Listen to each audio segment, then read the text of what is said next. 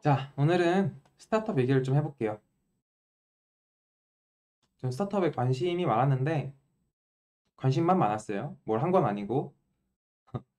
뭐 그러다가 이제, 뭐 실리콘밸리 와서 보니까 주변에 스타트업 하는 친구들도 많고, 재미도 있어 보이고, 그러더라고요. 그래서 이제 스타트업에 대한 뭔가 조그만 거라도 시작을 해보자, 공부를 해보자. 그래서 이제 이걸 시작하게 됐어요. 보시면 여기 2020년 12월 18일 투자받은 스타트업들이라고 써 있는데, 이거 그냥 인터넷에 찾아보니까 나오더라고요. 그래서 뭐 기사나 뭐 방송 매체나 뭐 아티클 이런 것도 읽어보면 이제 그 회사가 뭘 하는지 대략 알 수 있고 이제 그 회사의 홈페이지에 직접 들어가서 이제 자기들 소개한 글 혹은 파는 프로덕트들 이제 그런 거를 이제 봤어요. 그러면서 이 사람들이 비전이 뭔지 그게 첫 번째로 알고 싶었던 거고 비즈니스 모델 그러니까 이제 돈을 어떻게 벌 건지 그리고 계산하는 문제점이 뭔지 그러니까 이 사람들이 생각하는 이 세계에 있는 문제점이 뭔지 그리고 그걸 어떤 방향에서 접근을 하는지 그것도 궁금했고 어떤 사람들이 얼마나 투자를 하는지 이것도 궁금했어요. 그래서 이 네 가지를 중점적으로 한번 살펴볼게요. 여기 있는 표는 이제 오늘 할 다섯 가지 제가 찾은 스타트업들에 대한 정리한 표예요. 당연히 이제 이 세상에는 수많은 스타트업들이 있으니까 제가 모든 걸 다 알 수는 없고 그냥 제 우연히 눈에 띈 다섯 가지 이런 식으로 정리를 해보기 시작할 건데요. 회사 이름들은 뭐 워크와일, 탭네트워크, 조마토, 에브뉴 8, and V7 Labs 이렇게 있네요. 이 표는 나중에 이 내용을 다 본 다음에 다시 보시면 정리를 해서 이해하기 편하신 표고 지금 보시면 좀 약간 추상적일 수 있어요. 예를 들면 노동자 일거리 매칭 이게 일만 들으면 뭔지 잘 모르겠죠. 얘기만 들으면 그죠? 그래서 이제 다음 슬라이드부터는 이제 좀 더 각 회사에 대해서 중점적으로 알아볼게요.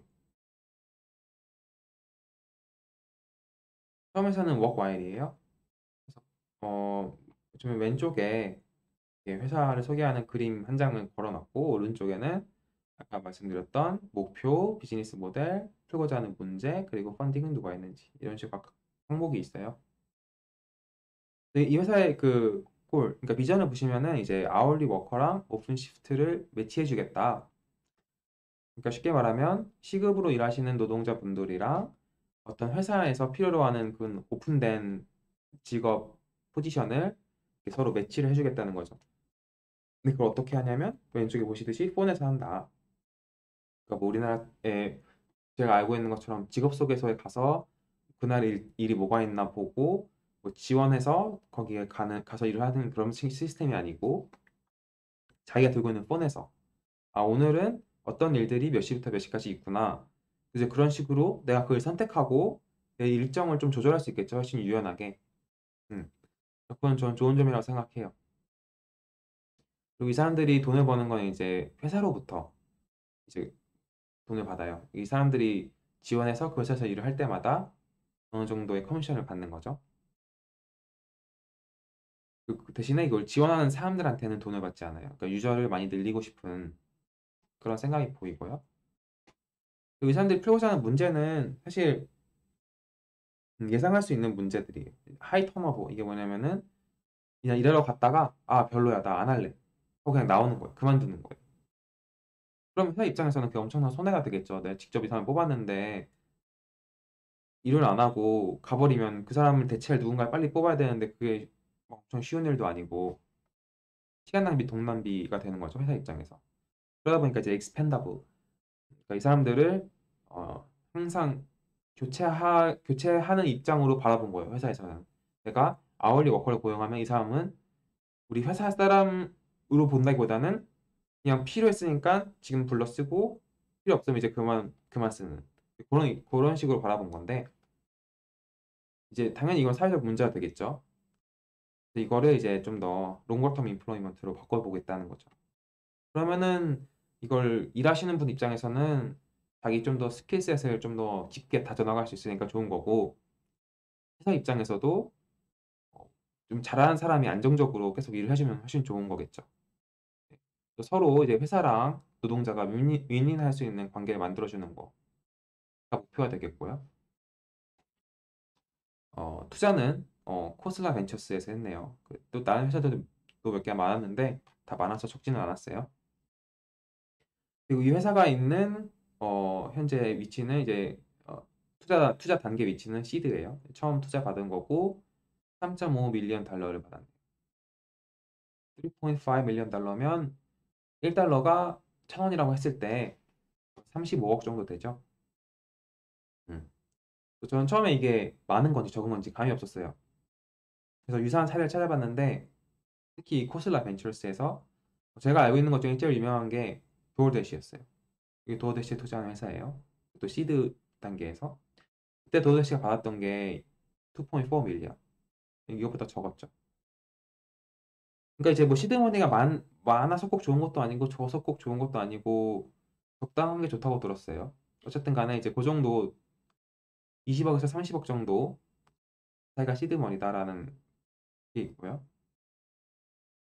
그리고 참 도어대시는 우리나라로 치면 배달의 민족 같은 거예요. 그래서 뭐 음식 배달해주는 서비스인데 주로 미국 서부에 많이 있어요. 미국 동부는 제가 알기로는 그룹업 이런 회사들도 있고요. 도어대시는 최근에 그리고 IPO를 했죠. 그래서 그러니까 주식 상장을 한 거죠. 어쨌든 이게 지금까지 워크와일이 무슨 회사고 비즈니스 모델이 뭐였는지 간단히 알아봤어요. 다음으로 볼 건 탭 네트워크. 이제 똑같이 왼쪽에 그림이 있고 오른쪽에 설명이 있어요. 얘는 또 뭐 폰에서 뭘 하는 거네요. 근데 뭘 하는지 보시면은 이제 목표는 이제 combine reward points of different companies. 이게 최종 목표예요. 그러니까 이제 쉽게 말하면 내가 회사 뭐 신세계 포인트가 있고 무슨 뭐 동네 마트 포인트가 있는데 오늘 내가 치킨을 시켜 먹고 싶다. 포인트로. 근데 그러면 원래는 우리가 그 포인트를 쓰려면은 그 배달하는 그 포인트가 있어야 되잖아요. 근데 그거는 예를 들면 신세계 포인트를 쓸 수가 없는 거잖아요. 근데 이제 그걸 가능하게 하겠다는 거죠. 내가 어떤 회사에서 포인트가 있든지 간에 이 탭 네트워크로 제휴가 되는 회사들이면은 어디든 쓸 수 있게 만들겠다. 그 포인트를. 네, 그게 목표가 되겠고요. 비즈니스 모델은 그 회사들로부터 돈을 받는 거예요. 회사가 이제 내 포인트를 다른 회사에 쓰게 해주는데 왜 탭 네트워크에 돈을 주냐? 왜냐면 이제 걔네들의 리워드 시스템이 확장이 되는 거죠. 왼쪽에 그림 보시면은 여기가 우버 리워드예요. 우버면은 그뭐 카카오 택시처럼 이제 자동차 불러가지고 왔다 갔다 할 수 있게 만들어주는 서비스잖아요. 근데 그 우버 서비스에서 지금 여기에 음악을 들을 수 있게 해놨어요. 그래서 이게 탭 네트워크가 직접 한 일인데 보시면은 우버 사용자 입장에서는 내가 우버 포인트를 모았는데 딱히 우버를 뭐 우버에서만 써야 되면은 별로 메리트가 없겠죠. 대신에 이제 그거 말고 내가 음악을 듣는 데 쓸 수 있고 뭐 여기저기 쓸 수 있다 그러면은 내가 우버를 좀 더 자주 이용을 하고 싶겠죠. 아무래도 이거 나한테 돌아오는 게 여러 가지 방법이 있으니까. 네. 그래서 결국엔 회사 매출이 높아질 거다. 이제 그게 바로 이제 리워드 애저 서비스의 개념인 것 같고요. 그래서 근데 이제 이 3대 프라다의 이제 코어 프로블럼은 그거죠. 이제 회사들이 가지고 있는 문제예요, 사실. 이 혜택 포인트, 이 포인트를 위한 그 지분을 그 캐시를 회사가 가지고 있어야 되는 거죠. 가장 좀 단적인 예로 싸이월드를 볼 수 있는데요. 예전에 싸이월드가 한창 잘 나갈 때 사람들이 도토리를 많이 샀었는데 싸이월드 이제 이용자 수가 좀 줄어들고 근데 문을 닫고 싶었는데 이게 문을 바로 못 닫았던 이유 중에 하나가 도토리라고 들었어요. 왜냐면은 사람들 계정에 도토리가 뭐 많건 적건 조금씩 남아 있는데 뭐 500원, 1000원씩이라도 그 사람 수가 많아지면은 엄청나게 큰 금액이 그 계정에 남아 있는 거겠죠. 근데 회사가 문을 닫으면 그 도토리를 다 이제 환불해줘야 되는 거예요, 사람들한테. 그럼 회사는 그걸 일시불로 그 캐시를 사람들한테 쫙 뿌려야 되니까 그런 캐시가 있으면 장사를 더 하지 그 문을 왜 닫겠어요, 그렇죠? 이런 식으로 이제 포인트가 있는 순간 그 포인트를 일시에 지불해줄 능력이 회사한테는 필요해지고 그러다 보니까 회사 자금의 유동성이 조금 줄어드나 봐요. 그래가지고 이제 그것들을 해결해주는 것도 이제 탭 네트워크가 해줄 수 있는 일이겠죠. 펀딩은 또 많아요, 되게. 다 적지 못했고, 이런 벤처 캐피탈도 있으면서 동시에 아까 말씀드렸던, 여기 왼쪽에도 보이네요. 이게 워너 뮤직 그룹이라는 음악 서비스 앱인데, 이제 이런 플랫폼 앱에서도 펀딩을 하기 시작했어요. 왜냐하면 자기들이 직접 연결되어 있는 일이니까. 다음은 이제 조마토. 조마토는 이제 인디안, 그러니까 인도 기업이에요. 보시면 제일 먼저 눈에 띄는 게 저는 시리즈 J였어요. 상당히 많은 투자를 받았고 여러 시리즈를 거치면서 지금은 660만 달러. 그러니까 이게 몇냐 10억, 100억, 6,600억 투자를 받은 거죠. 상당히 많은 투자를 받았어요. 그래서 이제 내년에는 꼭 IPO를 하겠다고 약속을 했는데 과연 그럴지는 잘 모르겠고요. 보시면 얘가 하는 일은 그냥 음식 배달이에요. 아까 말씀드렸던 도어대시나 배달의 민족 같은 별 차이 없는 기술력이 필요하지 않은 많은 기술력이 필요하지 않은 서비스죠. 이런 식으로 여기 뭐 조마토 써서 이 사람들이 배달하는 게 보이죠. 그래서 이제 비즈니스 모델도 다 비슷비슷할 거예요. 그래서 어 이제 뭐 배달비를 받을 수 있고 이제 레스토랑으로부터 커미션도 받죠. 왜냐면 이제 레스토랑이 이 도어대시나 조마토 배달의 민족에 등록을 하면 그 레스토랑 주변에 사는 사람들뿐 아니라 좀 더 넓은 범위의 사람들까지 이제 그 노출이 되니까 그 음식점 입장에서는 좋은 거잖아요. 많은 사람들이 올 수 있어서. 그래서 이제 음식점에서 커미션을 받게 되는 거고. 제가 알기로 도어저씨는 한 20% 받는다고 들었어요. 꽤 많이 받죠. 그리고 동부에 있는 그룹업 13.5%인가? 이런 식이고 배달의 민족은 얼마 받는지 모르겠어요. 어쨌든 간에 이제 그런 커미션이 있음에도 불구하고 이제 음식점들에서는 많은 고객을 받는 게 더 좋다라고 판단해서 이제 도어저씨에 등록을 하는 거고요. 그리고 이제 그 음식점들 중에서도 이제 내가 도어대시에 검색했을 때 상단에 위치시키고 싶다 그러면 이제 도어대시한테 광고비도 내는 거죠. 그리고 뭐 이제 도어대시에 사용하는 유저 입장에서 서브스크립션 그러니까 뭐 내가 웹 배달을 뭐 10,000원, 20,000원씩을 구독비로 내면은 뭐 딜리버리 피를 줄여준다 뭐 이런 식의 좀 서비스가 있는 식으로 해서 좀 탄탄한 유저층을 만드는 방법이자 동시에 제 비즈니스 모델이기도 하죠. 이게 지금 다 도어대시 그대로 하고 있는지 그건 모르겠어요. 좀 도어대시에 관련된 아티클 뭐 1, 2년 전 걸 읽어봤는데 그때는 이제 도어대시가 이런 식으로 돈을 벌고 있다라고 했고 지금은 뭐 다를 수도 있고 그렇죠. 그래서 지금 이제 조마토가 보고 있는 이제 큰 문제는 사실 이제 인도에서 이제 음식을 시키면 대략 4달러 정도라고 해요. 4달러. 근데 이제 이게 그 인도 물가에 비해서 좀 비싼 편인 거죠. 그래서 사람들이 뭐 음식을 매일 시켜 먹지 못하는 결국에는 이제 유저층이 탄탄하지 않은 그런 살짝 문제점이 있다고 해요. 근데 이거는 뭐 경제나 문화에 깊이 관련된 거라서 이거 쉽게 풀지 못할 것 같고, 그래요. 그리고 마침 그 저 코워커 중에, 코워커가 뭐지? 일하는 동료 중에 인도 사람이 있어요. 그래서 그 사람한테 들었던 얘기인데, 재밌는 문화가 있더라고요. 인도 사람들은 밥을 따뜻하게 먹는 걸 좋아해요. 이게 무슨 말이냐면, 아침을 먹고 출근을 해요. 그럼 이제 뭐 점심시간이 되면 회사 구내 식당에서 있으면 먹고 아니면 뭐 밖에 나가 사 먹고 이러잖아요. 근데 그거 말고 도시락을 싸오는 사람들도 있잖아요. 집에서. 사람들이 도시락을 안 싸오는 거예요. 왜냐면은 아침에 싼 도시락이 점심이 되면 식으니까. 그게 싫은 거죠. 그게 뭐 문화적으로 싫은가 봐요. 그렇게 하면 안 되나 봐요. 그래가지고 점심시간이 되면은 이런 서비스가 있대요. 그 집에서 밥을 해요. 뭐 집에 있는 뭐 주부든지 아니면 남자든지 여자든지 누구든지 밥을 하고 그 밥을 회사에 보내는 거예요. 그래서 그거는 이제 음식점에서 배달하는 서비스가 아니고 택배처럼 대신 음식을 배달하는 거죠. 집에서 회사로. 근데 이제 인도가 뭐 내가 일하는 곳이 멀면은 음식 배달하는 것도 어렵잖아요. 그래서 이제 그런 배달 전문하는 사람들이 있어서 그 회사로 가는 배달부가 여러 지역을 쫙 돌아가지고 한 번에 음식을 따뜻하게 회사에 배달해주는 그런 일이 있다고 하더라고요. 그래서 뭐 그런 게 아마 또 조마토의 고민거리가 되지 않을까 추측을 합니다. 다음으로 펀딩은 이제 타이거 글로벌, 코라, 럭서버, 피델리티 많은 사람들이 했어요. 6,600억. 다음으로는 이제 에브뉴 A 네 번째 기업이죠. 여기도 왼쪽에 보시면 이제 폰이에요. 우리 사람들이 폰에 사고 싶은 일은 뭐냐면 모바일 퍼스트, 리얼 에스테이트, 브로커리지. 그러니까 부동산 앱이에요. 쉽게 말하면 부동산 앱을 폰에 올려서 뭘 쓰겠다는 건데 그 비즈니스 모델은 이제 에이전트가 구독을 한다. 근데 전 처음에 이게 이해가 안 됐어요. 왜냐면 제가 에이전트랑 브로커리지가 뭔지를 몰랐거든요. 그래서 이제 이거 미국에 한정된 얘기예요. 이거는 미국 부동산에 대해서 이제 에이전트랑 브로커가 뭔지 아주 간단하게 정리를 해봤어요.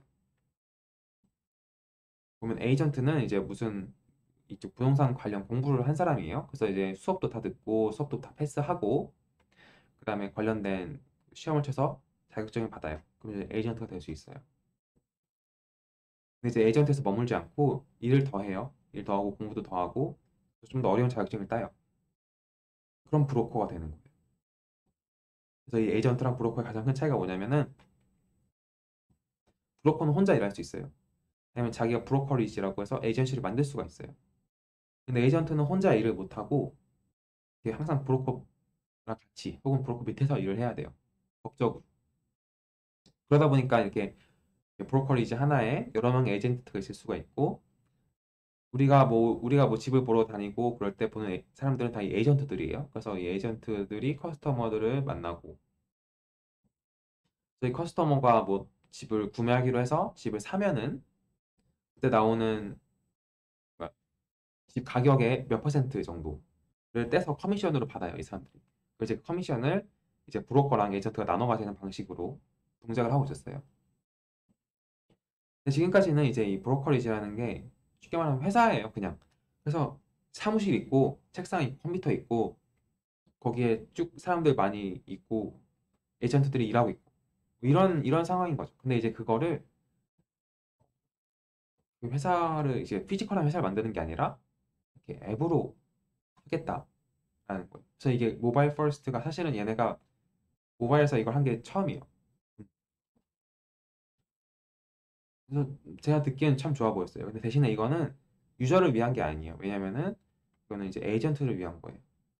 아까 보셨던 여기에 에이전트들이 실제 일할 때 되게 애로사항이 많았대요. 뭐 예를 들면 사실 제가 겪은 것도 있어요. 사실. 특히 이 소프트웨어 쪽 프로그램이 필요할 거 아니에요. 뭔가 이 브로커즈라는 회사 안에 뭐 요즘 시세는 어떻고 내가 가지고 있는 매물은 얼마나 있고 뭐 사고자 하는 사람들은 얼마나 있고 뭐 그런 거 다 관리가 되는 프로그램이 있어야 될 텐데 프로그램을 쉽게 말하면은 뭐 외주를 주거나 뭐 싸게 최대한 싸게 만드는 거죠. 그래서 그 프로그램이 되게 안 좋아요. 제가 겪었던 일은 뭐 집 렌트하려고 찾아갔는데 어떤 에이전트한테 이제 뭐 나는 이때쯤 이사를 하려고 한다. 이제 미국은 이제 앞뒤로 시세가 다르거든요. 그 뭐 어제 시세 다르고 오늘 시세 다르고 주마다 시세 다르고 다음 주면 싸고 그 다음 주면은 더 비싸고 이럴 수도 있어요. 그래서 이제 앞뒤로 한 1, 2주간 시세를 봐달라고 했어요. 그랬더니 에이전트가 그렇게는 안 된대요. 왜 안 되냐 그랬더니 프로그램이 그걸 못 한대요. 그래서 날짜를 하나 찝으래요. 그래서 날짜 하나 찝으면 그걸 내가 검색을 할 수 있대요. 그 날짜를 찍고 검색을 했어요. 근데 검색해서 딱 누르면은 그 나와야 되는데 안 나와요. 누르면은 한 뭐 몇 분 기다려야 돼요. 그럼 막 그 돌다가 딱 나오면은 시세가 이렇다. 오케이. 사실 나는 하루만 보고 싶은 게 아니잖아. 2주 정도치 앞뒤 1주 정도에서 싼 날짜를 택해서 이사를 하고 싶은 거니까. 그럼 이제 그 다음 날짜 또 보고 또 기다리고. 그래서 시간이 엄청 소요돼요. 필요 없는 시간이잖아요. 이런 것들, 이런 소프트웨어적 측면이나 아니면은 뭐, 뭐 문서 처리 이런 것들을 훨씬 더 앱으로 쉽게 할 수 있게 하겠다. 뭐 그게 목표인 것 같아요. 보시면은 이제 딱 보기에도 디자인도 이쁘고 유저 익스피리언스도 좋을 것 같은 앱을 만든 거죠. 실제로 이걸 만든 CEO도 에이전트 출신이에요. 자기가 에이전트 시간 일을 하는 동안 겪었던 그 불편한 점들 많이 개선한 거고, 그리고 지금까지는 이제 브로커가 많은 부분을 떼갔어요. 그 커미션에서 많은 부분을 브로커가 가져갔는데 실제로 일을 하는 건 에이전트가 필드에서 일을 하는 거잖아요. 그래서 이제 좀 더 그 브로커한테 줘야 되는 커미션을 줄일 수 있는 방법을 방법으로 이걸 제안이 된 거죠. 그래서 이건 이제 커미션을 주는 게 아니라 그냥 서브스크립션을 주는 거예요. 구독하는 구독 피 정도만 내는 거죠. 그러다 보니까 이제 에이전트는 모든 거를 폰으로 할 수 있어서 항상 필드에 나가 있어서 필드에서 바로 고객이랑 계약을 체결할 수 있고, 그러다 보니까 이제 에이전트의 뭐 능률이랑 워크플로우가 되게 좋아지겠죠. 그게 이렇게 하면 이제 에이전트도 좋고 사실 이거 사는 커스터머도 좋아요. 일 처리가 빠릿빠릿하게 잘 되면 좋은 거죠. 여기 펀딩은 크래프트 벤처스, 지 캐피터, 그리고 굿 프렌즈 했네요. 여기 또 시드 단계고 40억, 4밀리언 투자를 받았어요. 제가 알기로 예브뉴 에잇은 지금 샌프란시스코랑 로스앤젤레스에서 서비스를 하고 있고, 앞으로 뉴욕이랑 뭐 좀 더 다른 미국 내 좀 더 큰 도시로 일단 사업을 확장할 계획이라고 해요. 그리고 마지막으로 있는 건 V7 Labs예요. 이거는 이제 요즘에 우리나라에서도 많이 사람들이 알게 된 이제 데이터 가공 혹은 데이터 라벨링, 데이터 어노테이션 관련된 회사예요. 보시듯이 그 목표는 Fast Pixel Level Annotation, Easy Deployment. 그러니까 이제 한 픽셀 레벨로 라벨링을 해야 되는 것들을 좀 더 빠르게 해주겠다라는 거예요. 보시다시피 여기에 뭐 사람이 있는데 여기 박스를 대충 쳐요. 이렇게 마우스 들어가면서 그러면은 사람이 이렇게 보라색으로 바뀌었죠? 파란색 사람이. 처음에 좀 틀릴 수 있어요. 그럼 틀린 부분을 딱 집으면 다시 바로 좀 더 좋아지고. 이런 식으로 어, 보통 세그멘테이션이라고도 하죠. 이제 이런 걸 해주는 서비스인 거예요. 여기도 이제 밑에도 사이클리스트 딱 보면은 자동차도 되고 집도 되고 꽃도 되고 뭐 위에서 보는 사진도 되고 눈썹도 되고 움직이는 사람도 되고 뭐 이게 자기네 말로는 다 된다고 써 있어요. 그러니까 이거는 지금 극복해야 될 가장 큰 문제점이 제너럴라이저빌리티. 그러니까 이 알고리즘이 회사에서 해주는 이 자동 서비스 알고리즘이 동작을 잘해야 돼요. 그 어떤 물체에 대해서든지 간에. 근데 그게 제너럴라이저빌리티라고 하는데 그게 좋아야 되고, 그리고 한번 이게 예측한 게 틀리면은 그걸 수정해주는 리파이먼트도 좋아야겠죠. 이런 식으로 여기 딱 클릭하자마자 바로 좋아지잖아요. 이런 알고리즘적인 측면에서 이제 발전이 잘 돼야 되는 회사인 거죠. 그 비즈니스 모델은 소프트웨어 애저 서비스. 이런 소프트웨어를 사용할 때마다 사람들이 돈을 내고 사용하는 거죠. 그래서 이거는 주로 고객들이 제가 볼 때는 학교나 회사들 있을 것 같아요. 아무래도 이제 딥러닝 이런 쪽으로 연구를 하려면 데이터 꼭 필요한데 데이터 라벨링에 필요한 시간과 돈과 인력을 이 회사가 줄여주겠다라는 게 이제 목표가 되는 거죠. 펀딩은 뭐 아마데우스 캐피탈 파트너스가 했네요. 지금까지 5가지 회사를 알아봤고요. 이거 정리한 표를 다시 보면은 워크와일, 탭네트워크, 조마토, 에브뉴 A, V7 랩스. 워크와일은 노동자와 일거리 매칭을 하는 거였고, 비즈니스 모델은 매칭이 되면 회사가 수수료를 준다. 탭네트워크는 혜택 포인트를 다각화하겠다. 그래서 내가 어디서 쓰든지 간에 뭐 우버에서 모은 포인트도 음악 듣는 데 쓸 수 있고 이런 식이죠. 회사가 수수료를 주는 거죠, 이것도. 조마토는 음식 배달인데 이런 좀 기본적인 티피컬한 배달비 커미션 광고 구독 등등의 비즈니스 모델이 있고, 에브뉴 에잇은 에이전트를 위한 앱이에요. 우리를 위한 커스터머를 위한 앱은 아니고 대신에 이제 에이전트의 워크플로우를 향상시키면서 에이전트를 도와주면 에이전트가 구독비를 내는 형식의 비즈니스 모델인 거고, VCL 랩스는 데이터 라벨링, 데이터 어노테이션, 데이터 뭐라고 하지? 까먹었네. 어쨌든 그걸 쉽게 하겠다. 그래서 이 비즈니스 모델은 SaaS인 거죠. 오케이. 자, 이렇게 해서 5가지 회사들 정리를 하고 오늘 내용은 여기까지 할게요. 바이.